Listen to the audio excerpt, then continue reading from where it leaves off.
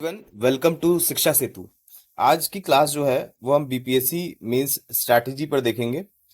आने वाली जितनी भी सीरीज होगी उसमें हम अलग अलग पेपर की क्या स्ट्रैटेजी होनी चाहिए आपकी, उसमें आप कैसे स्कोर कर सकते हैं, कैसे नोट्स बना सकते हैं या उसकी अप्रोच क्या होनी चाहिए, हम उस पर डिस्कस करेंगे। हम GS1 का देखेंगे, GS2 का देखेंगे, एसए का देखेंगे और ये देखेंगे एक जो हमारी सबसे इम्पोर्टेंट सीरीज होगी वो होगा आंसर राइटिंग की।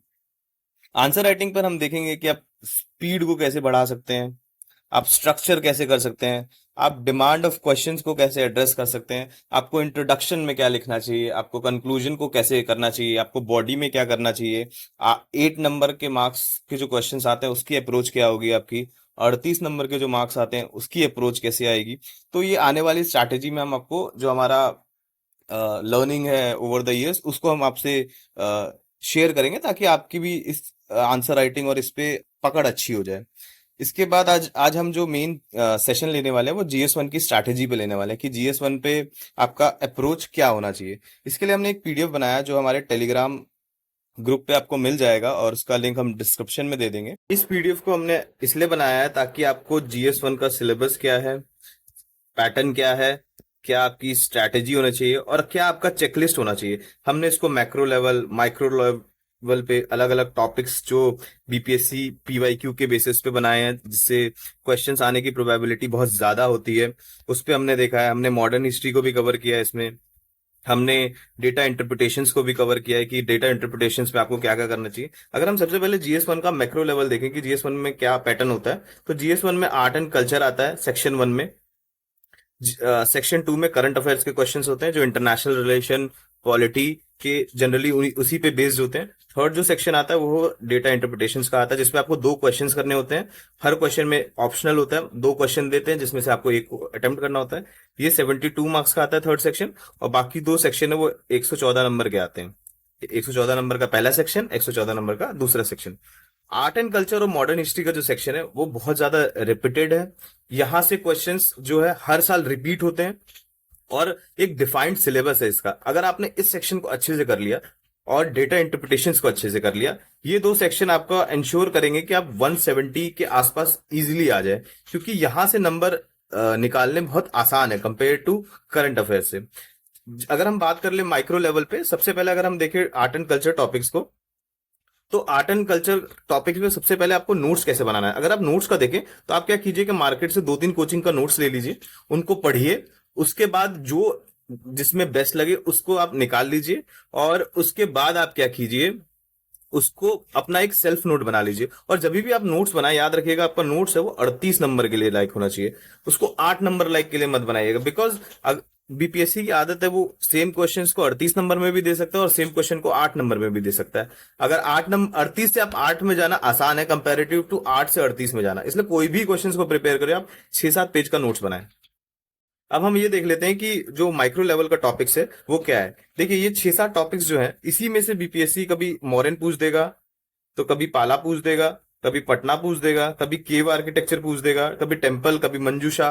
तो इन्हीं में बीपीएससी जनरली, जैसे लास्ट टाइम पटना कलाम वगैरह पूछ दिया था, तो बीपीएससी जनरली इसी पे क्वेश्चंस पूछता है। तो आपको क्या करना है कि इस सारे सब्जेक्ट्स को जितने भी टॉपिक्स हैं उनको अच्छे से प्रिपेयर करना है, अच्छे से नोट्स बना लेने, और सारे चाहे उसमें इंट्रोडक्शन अच्छा हो, डायग्राम अच्छे होने चाहिए, एग्जांपल्स अच्छे होने चाहिए, बिहार के मैप का लोकेशंस आप दिखा सकते हैं, उसमें आप उसके सिग्निफिकेंस दिखा सकते हैं और जितनी भी उसकी माइन्यूट डिटेल्स है उसको शो कर सकते हैं ताकि आपका आंसर दूसरे से कुछ अलग हो। वरना इस क्वेश्चंस में एक अलग आंसर लिखना बहुत मुश्किल हो जाता है, तो कुछ ना कुछ अपना भी एलिमेंट इसमें रखिए। हमने ये चेकलिस्ट टाइप की बनाई है, जैसे आपने जब पीवाईक्यू किया आपने तब टिक मार लेना है कि हाँ भाई मैंने पीवाईक्यूज देख लिए हैं कि पीवाईक्यू से क्या क्या आया है। उसके बाद नोट्स कंप्लीट हो गए तब आप टिक मार लीजिएगा, रिविजन आपने एक बार कर लिया तब मार लीजिएगा, आंसर राइटिंग कर लीजिएगा, आपने जब उस क्वेश्चन पे एक टेस्ट लिख लिया तब कर लीजिएगा।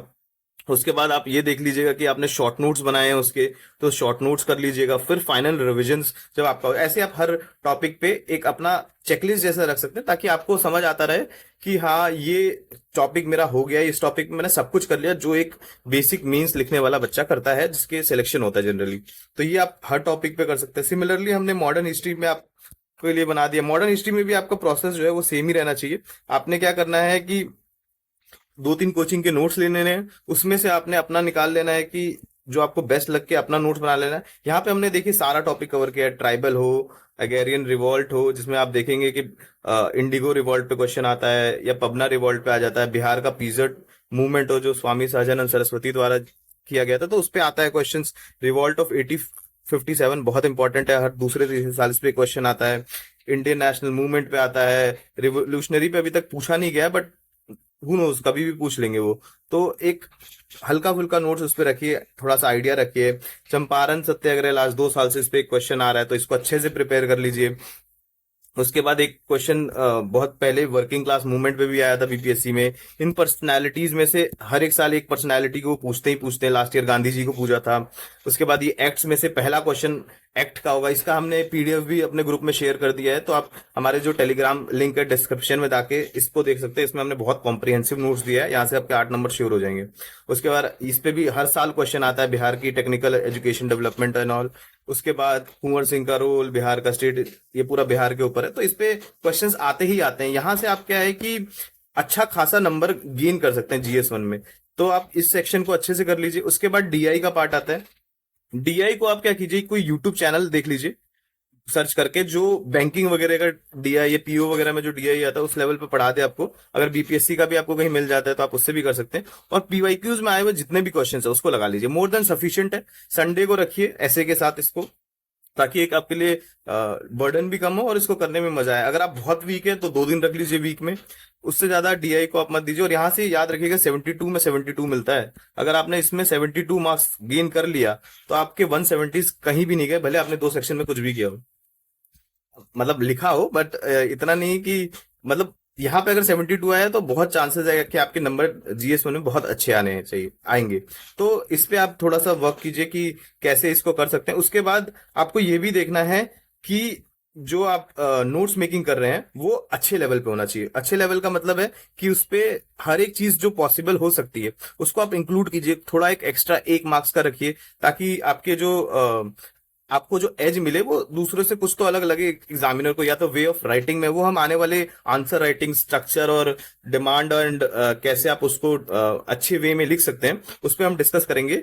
बस करंट अफेयर रह जाता है। करंट अफेयर की हम एक सेपरेट वीडियो बनाएंगे कि करंट अफेयर को आपको कैसे करना है। इसमें क्या, हमने एक टॉपिक लिस्ट भी दिया है, उसमें आपको क्या क्या इंक्लूड करना है, कैसे कैसे करंट अफेयर्स को कहाँ कहाँ से आप कलेक्ट कर सकते हैं। हम भी अपना नोट्स प्रोवाइड कर रहे हैं, बट हम सब टॉपिक पे प्रोवाइड नहीं कर पाएंगे। जितने भी हम 40-50 टॉपिक्स पे हमने वादा किया उसमें से मेजोरिटी है कि 70 से 80% जो क्वेश्चंस है वो आ जाएंगे उसी टॉपिक्स में से। तो आप करंट अफेयर्स का हम पे छोड़ दीजिए। नेक्स्ट वीडियो में हम ये देखेंगे कि आपको नोट्स मेकिंग कैसे करनी है, एक अच्छा नोट्स मेकिंग में क्या क्या इंक्लूड होता है। और हम ये भी देखेंगे कि करंट अफेयर्स को आपको धीरे धीरे कैसे करते चलना है। तो आप जब भी अपना दिन को डिवाइड कीजिए, एक पार्ट स्टैटिक पे रखिए, एक पार्ट करंट अफेयर पे रखिए, और एक पार्ट को लीजर टाइम रखिए, ताकि अभी जब तक रिजल्ट नहीं आ जाता है वो एंजाइटी रहती है आप में, और वो बहुत नॉर्मल है। तो तब तक आप उसकी नोट्स मेकिंग और इस पे करके करंट अफेयर्स करके आप एक थोड़ा सा एज ले लें। और ये ऐसी चीजें हैं कि अगर आप स्टैटिक पार्ट अभी करें, या मान लीजिए आपका भगवान ना करे बट आपका ना नहीं होता इसमें, तो 70 सेकंड में भी आपका ये काम आ जाएगा स्टैटिक नोट्स, क्योंकि बीपीएससी के ये जो स्टैटिक वाला पार्ट है वो कभी चेंज नहीं होता है। तो इस तरीके से आप प्रिपेयर कीजिए। बाकी thank you for watching this video. Next video हम आपको नोट्स मेकिंग पे बताएंगे।